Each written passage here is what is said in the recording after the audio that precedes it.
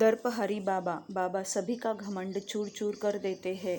जिन दिनों हम लोग प्रशिक्षण केंद्र के लिए अस्थायी छप्पर का निर्माण कर रहे थे, उन्हीं दिनों एक पड़ोसी ने हम लोगों से आकर प्रशिक्षण केंद्र के बारे में पूछताछ की थी।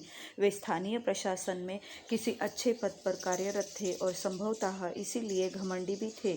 जब मैंने उनसे कहा था कि हम लोग ग्लोबल बेसिक ट्रेनिंग सेंटर का प्रारंभ कर रहे हैं, तो उन्होंने उपहासजनक लहजे में कहा था, ग्लोबल बेसिक ट्रेनिंग सेंटर और इस सामान्य स्तर के छप्पर के नीचे, और इतना कहकर वे चले गए थे।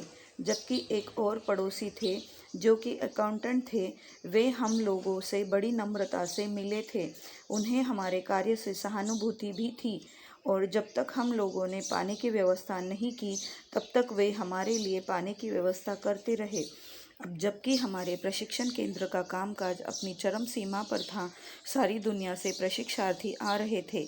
हमारी बेकरी के प्रधान रसोइये स्विट्ज़रलैंड के राजेंद्र थे। स्विट्ज़रलैंड के ही एक अन्य प्रशिक्षार्थी, जो कि आजकल आचार्य उदबेलानंद अवधूत है, टोफू के उत्पादन का कार्य संभाल रहे थे।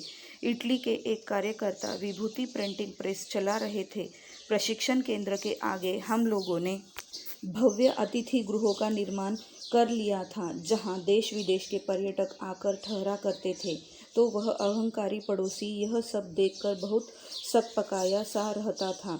एक बार हमारे प्रशिक्षण केंद्र में अमेरिका के मिस्टर मैक्सवेल आए। वे वॉशिंगटन बैंक के भूतपूर्व अध्यक्ष थे और हमारी योजनाओं को करीब से देखने के लिए आए थे। एक दिन सुबह के समय उनके साथ मैं अपने अतिथि भवनों के सामने टहल रहा था, तो मेरी मुलाकात उन्हीं अहंकारी पड़ोसी महोदय से हो गई। वे भी संभवतः सुबह टहल कर लौट रहे थे। जब वे मेरे नज़दीक से गुजरे तो मैंने उस अवसर का लाभ उठाकर उनका परिचय मिस्टर मैक्सवेल से करवाया और कहा कि वे हमारी योजनाओं को देखने और परखने के लिए आए हैं और यदि उनके पास समय है तो वे भी साथ में चल सकते हैं। वे सहमत हो गए और सुबह 9 बजे आने का वादा करके पड़ोस में स्थित अपने मकान में चले गए।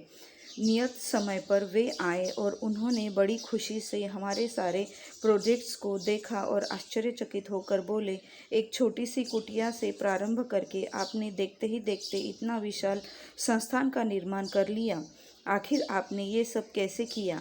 मैंने कहा, यह सब ईश्वर की कृपा और आप सब लोगों के आशीर्वाद का परिणाम है। उसके बाद उन्होंने हमारे प्रशिक्षण केंद्र में आना जाना प्रारंभ कर दिया और बाद में मुझसे दीक्षा भी ले लिया। बाबा वास्तव में दर्पहारी है। उनके सामने किसी का दर्प, किसी का अहंकार कैसे टिक सकता है?